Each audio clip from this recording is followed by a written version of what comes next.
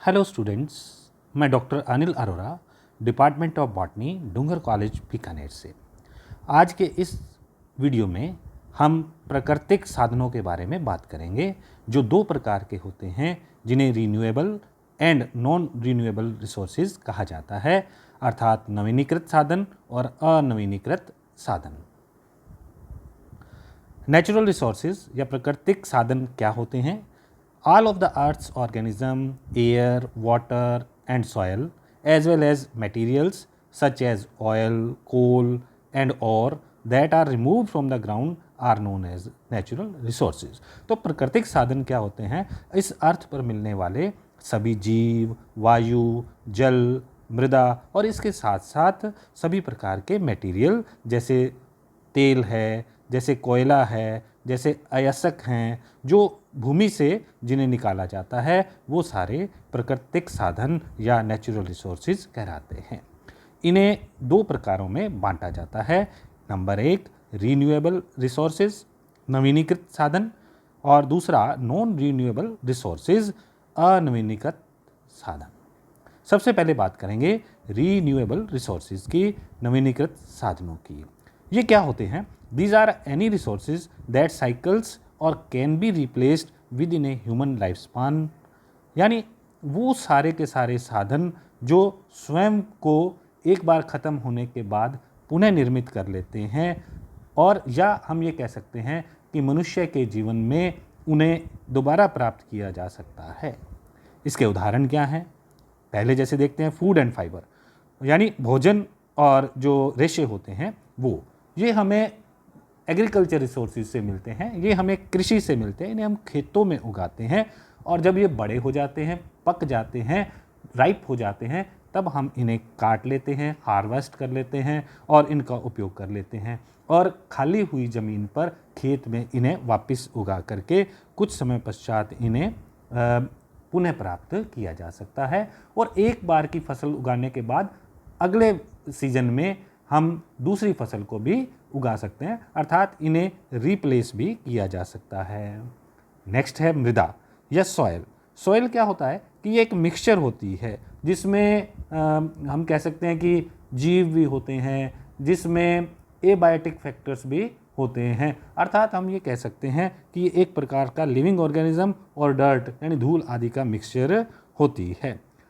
हालांकि मृदा को बनने में हजारों वर्ष लग जाते हैं, लेकिन हम ये कह सकते हैं ये नवीनीकृत साधन है जो धीरे धीरे एक बार किसी जगह पर समाप्त होने के पश्चात पुनः प्राप्त हो जाते हैं। विंड, या जिसे हम कहते हैं हवा, moving air is called wind. हम चलायमान वायु को हवा कहते हैं, यानी जब वायु में गति होती है तब हम उसे हवा कह देते हैं। और ये अर्थ या भूमि की हीटिंग की वजह से होती है। जब भूमि का तापमान बढ़ता है तो वायु हल्की होकर के ऊपर उठती है, अर्थात उसमें मूवमेंट आ जाता है, और जब ये ज़्यादा गर्म हो जाती है अर्थ, तो ये इसकी गति भी बढ़ जाती है और हम इसे विंड कह देते हैं, हवाएं कह देते हैं। तो आप देखते हैं कि समर्स में, गर्मियों के सीज़न में आंधियाँ आदि अधिक आती हैं। विंड जो होती है ये ना केवल नवीनीकृत साधन है, बल्कि हम ये कहते हैं ये कभी ना समाप्त होने वाला प्राकृतिक साधन होते हैं। इसी प्रकार से अगला साधन सूर्य या सन। सूर्य से आने वाला प्रकाश इस पृथ्वी पर सारे जीवन को सपोर्ट करता है, अर्थात इस अर्थ पर अगर लाइफ है तो उसके लिए सूर्य के प्रकाश का होना आवश्यक होता है। इसे भी हम कभी ना समाप्त होने वाला प्राकृतिक संसाधन मानते हैं, और ऐसा माना जाता है कि अगले 5 बिलियन सालों तक ये समाप्त होने वाले नहीं हैं। अगला नवीनीकृत साधन जो है उसे हम कहते हैं वाटर या जल। जल निरंतर रिन्यू होता रहता है, अर्थात ये भाप बन करके समुद्रों से, खुले जल के स्रोतों से, झीलों से, नदियों से, इन सब से क्या होता है कि भाप बन करके सूर्य की गर्मी जब पड़ती है इनके ऊपर तो जल को क्या बना देती है? भाप बना देती है, और ये भाप ऊपर उठती है। ऊपर वायुमंडल में जाकर के जब तापमान कम होता है तो ये ठंडी होकर के संघनित हो जाती है, जिन्हें हम बादल कहते हैं, और बादल से ये पुनः जल के रूप में, बरसात के रूप में, बरसात की बूंदों के रूप में पुनः अर्थ पर, पृथ्वी पर वापस आ जाते हैं। तो हम ये कह सकते हैं कि जल जो है वो निरंतर एक चक्र के रूप में, जलीय चक्र के रूप में इस पृथ्वी पर उपलब्ध रहता है। हाँ, हम ये ज़रूर हम ये कह सकते हैं कि इसका जो उपयोग करते हैं वो हम इसकी क्वालिटी के आधार पर करते हैं कि पीने योग्य है, कि खेती के योग्य है, या जैसे समुद्रों का जल जो खारा होता है उसका हम उपयोग नहीं कर सकते। कहते हैं कि पृथ्वी पर केवल 1% जल ही, जितना भी जल उपलब्ध है पृथ्वी पर, उसका केवल 1% ही मनुष्य या जंतुओं के उपयोग के लिए होता है। 99% हमारे किसी काम का नहीं होता। लेकिन यह एक नवीनीकृत संसाधन होता है, एक प्राकृतिक संसाधन होता है। बायोमास फ्यूल, ये एक प्रकार का कार्बनिक पदार्थ होते हैं, ऑर्गेनिक मैटर होता है, जिसे हम कह सकते हैं जैसे कि लकड़ी हो गई, जैसे कि पादप हो गए, जैसे हम कह सकते हैं कि जंतुओं के बचे हुए भाग हो गए। जब जंतु जो होते हैं मृत हो जाते हैं, पृथ्वी में दब जाते हैं, तो धीरे धीरे उनका जो जीव होते हैं, सूक्ष्म जीव जो होते हैं, वो इनका अपघटन करते हैं। और अपघटित हुए हुए जो ये पादप और जंतु इत्यादि होते हैं, वो धीरे धीरे फ्यूल्स के अंदर कन्वर्ट हो जाते हैं, क्योंकि इनके अंदर संचित सोलर एनर्जी, सूर्य की ऊर्जा पाई जाती है। क्योंकि ये किससे प्राप्त करते हैं? सूर्य की ऊर्जा से भोजन को प्राप्त करते हैं, और ये भोजन इनमें संचित रहता है। और जब इनकी मृत्यु हो जाती है तो ये संचित भोजन सूर्य की ऊर्जा के रूप में हमें फ्यूल्स के रूप में उपलब्ध होता है। चूँकि ये जीव हैं, जीवित होते हैं, इसलिए इसे हम बायोफ्यूल्स कहते हैं। ऐसा माना जाता है कि पृथ्वी पर जितना भी एनर्जी की सप्लाई होती है, उसका 15% भाग, 15% पार्ट जो होता है, वो बायोमास फ्यूल से आता है। वो हम कह सकते हैं कि ये एक प्रकार का नवीनीकृत प्राकृतिक संसाधन होता है। जियोथर्मल एनर्जी, जब पृथ्वी के बहुत गहराई के अंदर जो ऊर्जा पैदा होती है, जो ऊष्मा पैदा होती है, उसे हम जियोथर्मल एनर्जी कहते हैं।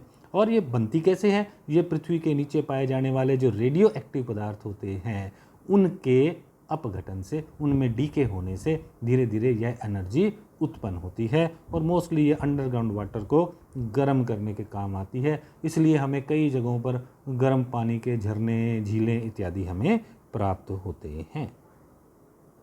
अब लेते हैं नंबर 2, नॉन रिन्यूएबल रिसोर्सेज, अनवीनीकृत संसाधन। ये ऐसे प्राकृतिक संसाधन होते हैं जिन्हें हम रिप्लेस नहीं कर सकते, जिन्हें मनुष्य अपने जीवन काल में बदल नहीं सकता, जिन्हें पुनः प्राप्त नहीं किया जा सकता, उन्हें हम नॉन रिन्यूएबल रिसोर्सेज, अनवीनीकृत प्राकृतिक संसाधन कहते हैं। It took thousands of years to form non renewable resources. Non renewable resources को, अनवीनीकृत संसाधनों को बनने में हजारों साल लग जाते हैं, और ये एक निश्चित मात्रा के अंदर ही पृथ्वी पर उपलब्ध होते हैं। तो अतः इनका संरक्षण किया जाना जरूरी होता है। अगर हम इनका संरक्षण नहीं करेंगे तो धीरे धीरे ये पूर्णतया समाप्त हो जाएंगे।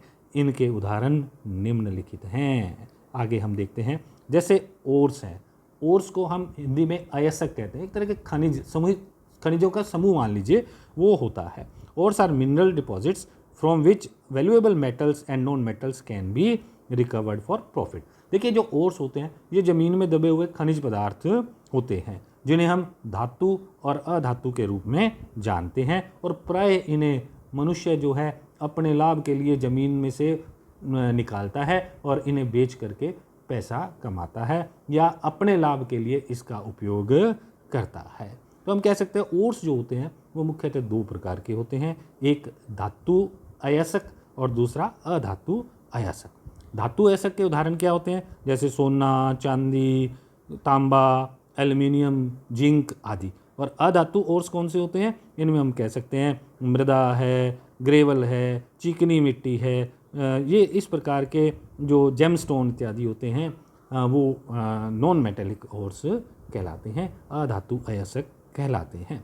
भारत में अधातु अयस्कों को खोद करके निकालने के लिए लगभग 31 जो हैं माइंस उपलब्ध हैं यहाँ पर।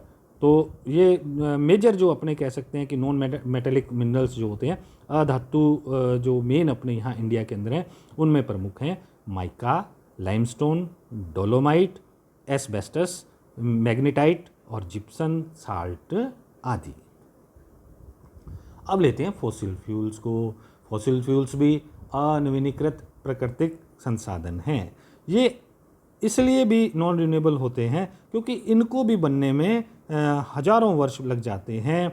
और ये जब बनते हैं तो यूजुअली क्या होता है कि जब जंगल नष्ट होते हैं, पादप मृत हो जाते हैं, एनिमल मृत हो जाते हैं टेरेस्ट्रियल एरिया में, स्थलीय स्थानों पर, तो प्राय भूमि में दब जाते हैं। और हजारों वर्ष तक जब ये दबे रहते हैं तो इनके आकार प्रकार में परिवर्तित हो जाता है। ये कोयले में परिवर्तित हो सकते हैं, कोल के अंदर परिवर्तित हो सकते हैं। और जो ऐसे ही जो एनिमल्स और प्लांट जो समुद्रों में पाए जाते हैं, जब वो समुद्र की तलहटी में मृत होने के पश्चात दब जाते हैं और गहराई में दबे रहते हैं, तब उनसे हम कहते हैं कि हमें पेट्रोल, ऑयल और नेचुरल गैस, प्राकृतिक गैस इत्यादि हमें जो है वो प्राप्त होती है।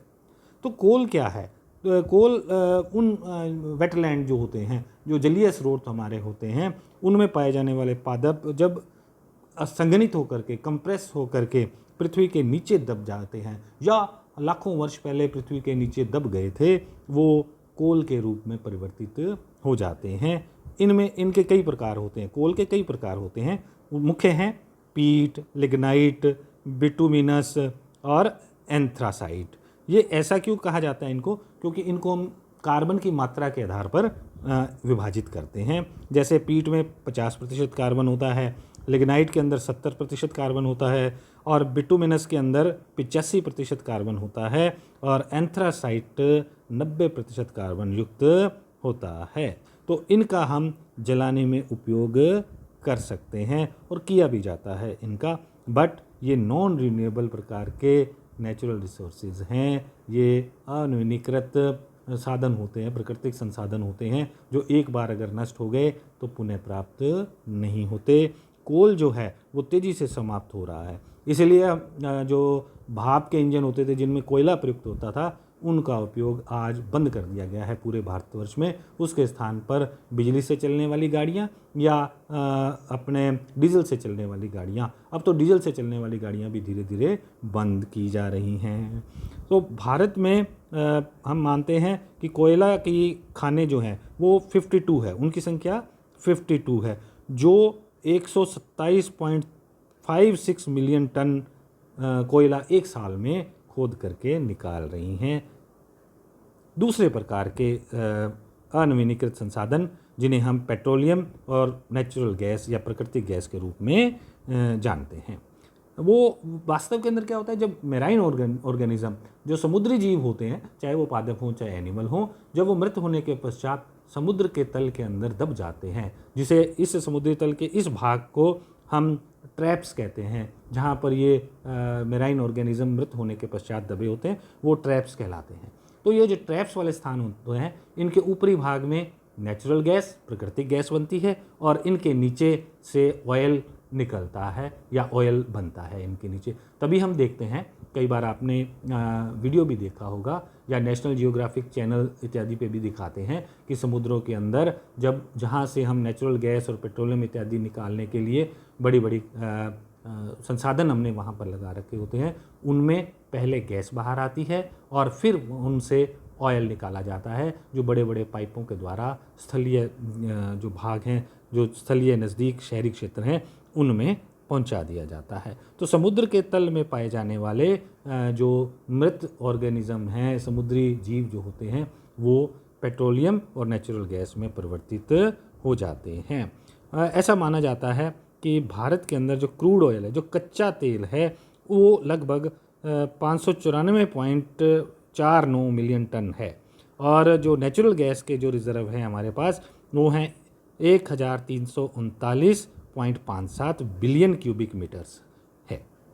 बहुत अभी तो पेट्रोलियम और नेचुरल गैस है, लेकिन यह हमारे जिस हिसाब से हम इसका उपयोग करते हैं, ये तेज़ी से समाप्त होते जा रहे हैं और निकट भविष्य में इनके पुनः बनने की कोई उम्मीद नहीं है, क्योंकि इनको बनने में लाखों वर्ष लग जाते हैं। अब हम लेते हैं, हमने रिन्यूएबल और नॉन रिन्यूएबल जो एनर्जी के जो हमें संसाधन थे उनके बारे में हमने बात कर ली है। अब हम बात करते हैं कि जो ये ऊर्जा है, ये जो हम उपयोग में लेते हैं, उसको हम ग्लोबल लेवल पर कैसे देखते हैं कि कितना हम इसका उपयोग करते हैं और कितना इसका उत्पादन करते हैं।